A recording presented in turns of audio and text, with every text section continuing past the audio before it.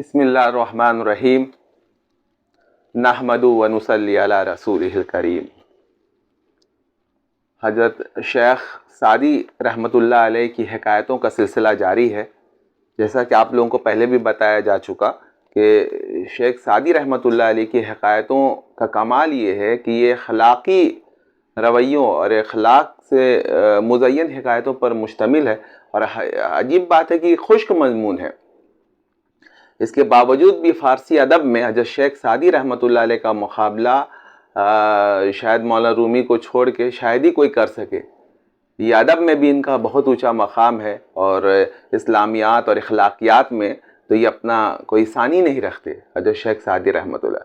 آپ اب تک جتنی حکایتیں سن چکے ہیں، اب دیکھیے کہ کتنے آسان پیرائے میں انہوں نے زندگی جینے کا جو ڈھنگ بتا دیا، حکمرانوں کو جو ان کا جو منصب ہے، جو ان کا عہدہ ہے، اس کی کیا ذمہ داری ہے، ان کو کیا کرنا چاہیے۔ ایک طرف اگر یہ بتایا ہے تو دوسری طرف جو ہے رعایا کی کیا حقوق ہیں، رعایا کو خود کیا کرنا چاہیے بادشاہ کے حق میں۔ تو یہ یوں سمجھیے کہ یہ حکایتوں کا مجموعہ ایسا مجموعہ ہے کہ اگر اس کو آدمی پڑھ کر اپنی زندگی میں برتے تو اس کی زندگی جو ہے جنت کی زندگی کا ایک نمونہ وہ بن جائے گی۔ یہ اخلاق بہت ضروری چیز ہے، اس کے بغیر کوئی معاشرہ وجود میں نہیں آ سکتا، ایک صالح معاشرہ وجود میں نہیں آ سکتا۔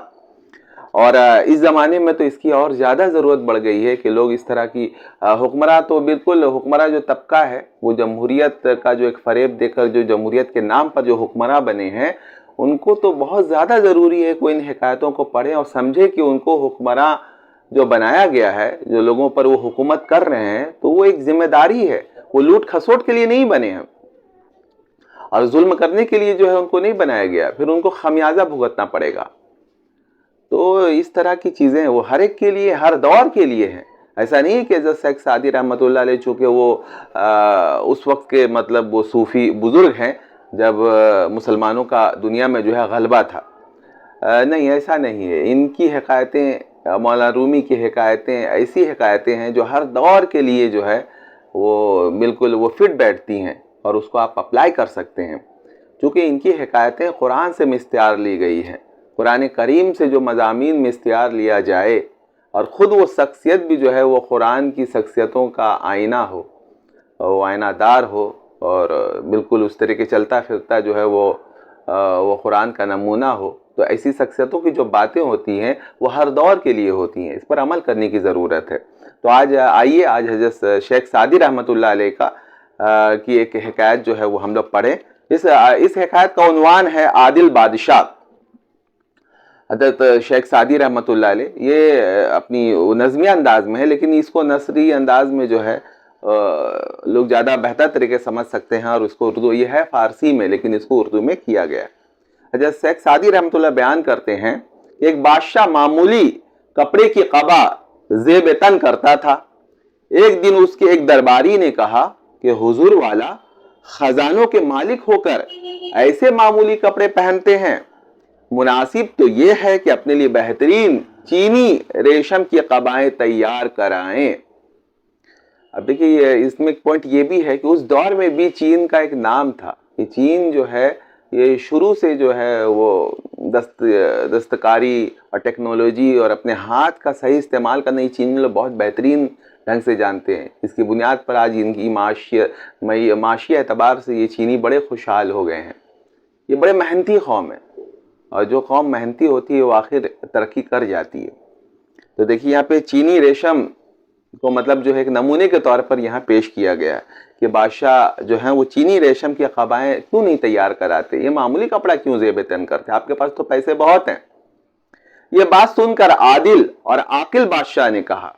عادل اور عاقل، یہ لفظ بہت غور کرنے کی ضرورت ہے۔ ہمارے اس وقت کے MLA MPs وغیرہ یہ ورڈ نہیں جانتے، وہ کیا کس دنیا میں رہتے ہیں اللہ ہی بہتر جانتا ہے۔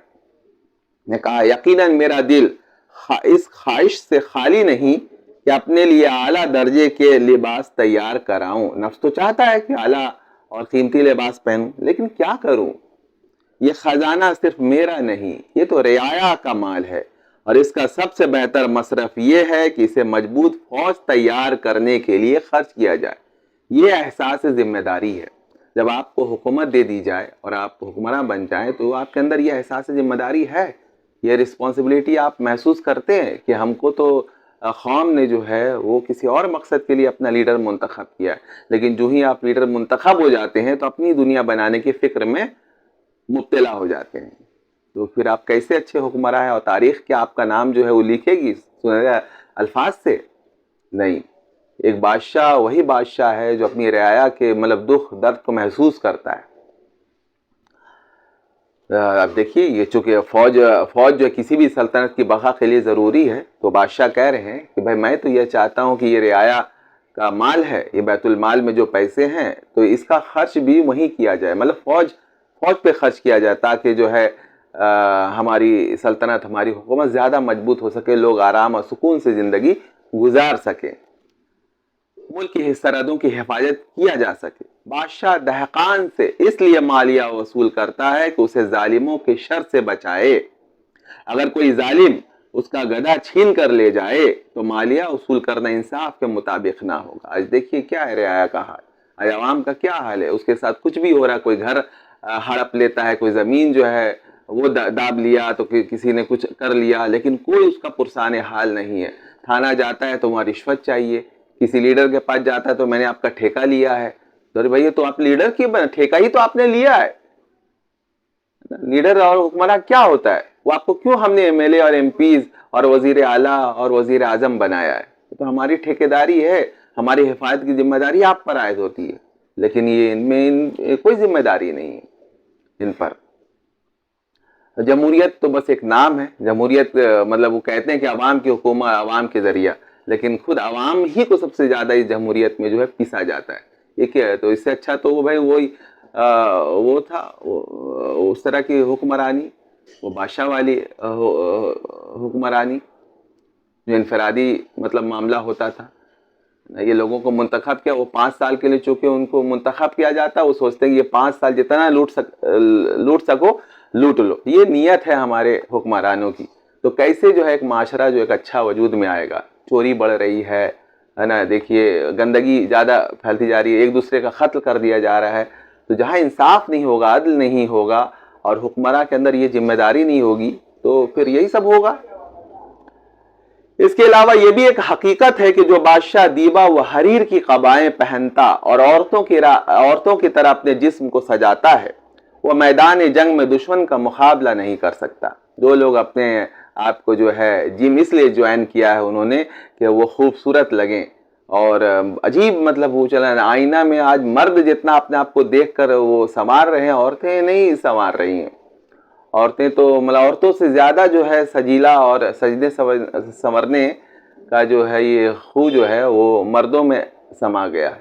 تو جب مرد جو ہے وہ سجیں گے سنواریں گے خود کو اتنا زیادہ، تو کیا خاک جو ہے مرد میدان بنیں گے اور باطل کا مقابلہ کر سکیں گے؟ تو آرام اور آسائش میں جو لوگ زندگی بسر کرتے ہیں، خود کو خوبصورت بنانے کی کوششوں میں لگتے ہیں، وہ کسی کام کے نہیں ہوتے۔ رعایا بادشاہ کے لیے پھلدار درخت کی مانند ہوتی ہے، اس کی پرورش اور نگہداشت بادشاہ کا فرض ہے۔ یہ فرض ایک فریضہ ہے۔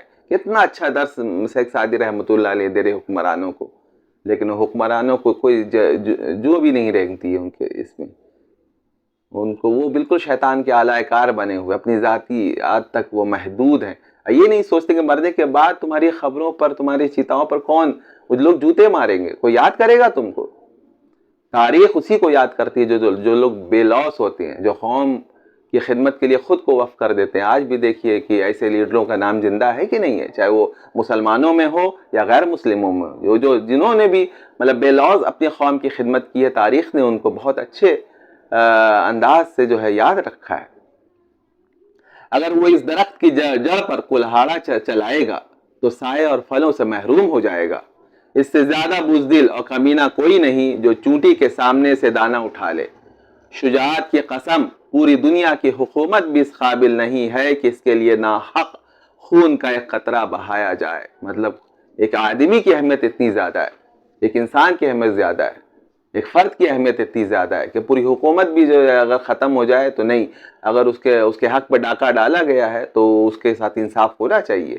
تو آج کوئی انصاف کا مطلب یہ نہیں، عدالت تک کا یہ حال ہے کہ وہاں بغیر پیسے کے کوئی کام نہیں چلتا ہے آپ کا، تو کیسے غریب آدمی کو جو ہے عدل ملے گا، انصاف ملے گا؟ وہ تو بالکل جو ہے ظلم کی وہ چکی میں جو ہے وہ پیس رہا ہے، کوئی پرسان حال نہیں ہے۔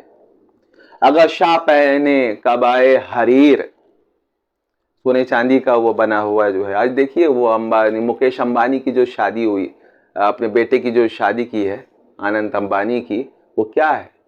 وہ کیا پہنا تھا؟ وہ قبائے حریر نہیں پہنا ہے نا، سونے چاندی کی جو ہے وہ لباس، اور وہ کیا کچھ جو ہے، مطلب ایک قوم کے لیے جو پیسہ جو ہے وقف ہونا چاہیے، جو لگنا چاہیے، وہ ایک شادی میں جو ہے اس کو اڑا دیا گیا ہے۔ تو کیسے عوام جو ہے وہ خوش رہے؟ اور یہ حکومت جو ہے اس طریقے سے جہاں فضول خرچی ہو، وہ حکومت کتنے دن تک قائم رہے گی؟ تو ہو زنگ آلود اس کا ضمیر، تعیش سے ہو سرد اس کا لہو، کبھی رزم گاہ میں نہ ہو سرخ خرو۔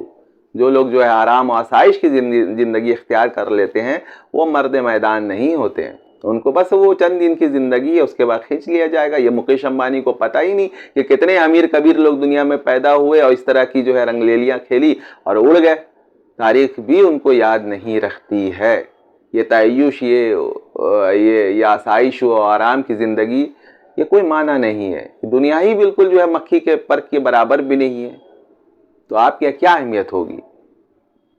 یہ دولت کا مصرف نہیں زنہار، کہ دامن ہو میرا جواہر نگار، خزانہ ہے میرے لیے ایک وبال، حقیقت میں ہے یہ رعایا کا مال۔ یہ خزانہ، یہ جو جمع ہوتا ہے انکم ٹیکس اور اس کے ذریعہ سے وہ حکومت کے فنڈ میں، تو حکومت اس کو اپنا مال سمجھتی ہے، جبکہ یہ نہیں، یہ رعایا کا، یہ عوام کا مال ہے، اور اسی کے خدمت میں اور اسی کے لیے جو ہے یہ خرچ ہونا چاہیے۔